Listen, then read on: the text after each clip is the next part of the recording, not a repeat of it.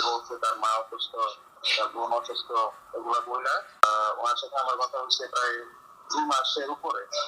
সেইভাবে নিতে নিতে আসছে আমার থেকে, ঠিক আছে। এখন আমার নাম্বারটা আমরা সবকিছু ব্লক করে রেখেছি। শুনলেন তো এই ভণ্ড শর্মিলা কিভাবে প্রবাসীদের কাছ থেকে মিথ্যা কথা বলে প্রেমের অভিনয় করে টাকা নেয়। এই শর্মিলার কুকৃতি নিয়ে গতকালকের যে ভিডিওটা পোস্ট করেছি, আপনারা কমেন্টে বলেছেন আমি নাকি আলমের দালাল, শর্মিলা অনেক ভালো। কিছু বিচিয়ালা আপু আছে, মানে কমেন্টে গিয়ে যেভাবে হ্যাঁ হ্যাঁ আলম হাসান খারাপ, পুরুষ জাতি খারাপ, হ্যান ত্যান কত কথা। এই বিচি আপুগুলো যায় দেখেন ওই ওদের ক্যারেক্টারেরই। ওরা তো ঠিকমতো স্বামীর সংসার করতে পারে না, একটা ডিভোর্স হয়ে বাপের বাড়িতে বৈশা রইছে আর সারাদিন শুধু শুয়ে বৈশা ফেসবুক চালায় আর যায় মনে করেন এরকম কমেন্ট করে যায়। তো শর্মিলা এই আলমের মুখে থুতু পর্যন্ত দেয়, 4বার নাকি থুতু মারছে, আলমকে অনেকবার মারধর করছে সবার সামনে, মা বাবার সামনে। ও যদি এতই ভালো হয়ে থাকে তাহলে এই কাজগুলো কেন করে? ও কি এইগুলো অস্বীকার করতে পারবে? ও লাইভে এসে অস্বীকার করুক যে আমি আলম হাসানের গায়ে থুতু দেই নেই, মারি নেই, আমি প্রেম করি নেই। আলম হাসান যে স্টেটমেন্টগুলো দিল ওর বিরুদ্ধে, যে অনেকগুলো প্রেম করছে, তারপরে বিয়ের পরে চুরি চুরি করে মোবাইল চালায় কথা বলে বয়ফ্রেন্ডের সাথে, এগুলো কি ও অস্বীকার করতে পারবে?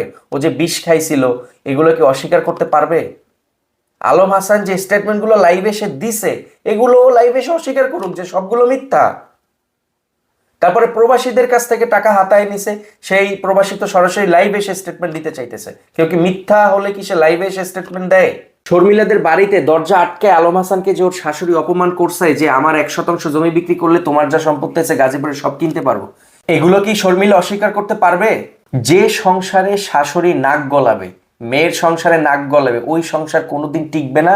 বাংলাদেশ এরকম কোনো ইতিহাস নাই, কারণ কোনো স্বামী মানবে না এগুলা। এই শর্মিলার মার কারণেই আজকের এই শর্মিলার এই অধপতন। এখন শর্মিলা আইসা লাইভে আত্মহত্যার হুমকি দেয় মানুষের সিম্প্যাথিকে আরো বেশি করে কাজে লাগিয়ে নিজেকে প্রতিষ্ঠিত করার জন্য। সে তো বলতেছে আমি নিজে নিজে প্রতিষ্ঠিত হব। তো বর্তমানে বাংলাদেশের চাকরির কি অবস্থা সেটা তো ভালো করেই জানেন। তো এই পেজ দাঁড় করা ইনকাম করেই তো সে প্রতিষ্ঠিত হবে। তারপরে এই পেজের যে ডকুমেন্টগুলো চুরি করে নিয়ে সে বাসা থেকে পালাইছে, এটা কি সে অস্বীকার করতে পারবে? আর আপনারা লাইভে একটু এসে কান্নাকাটি করলো আর আপনারা ওর প্রতি এতই মায়া দেখালেন। আর ওর যে বান্ধবী একটা মিম, সে আবার পেজ খুলছে, যে শর্মিলার বান্ধবী মিম এই নামে একটা পেজ খুলছে।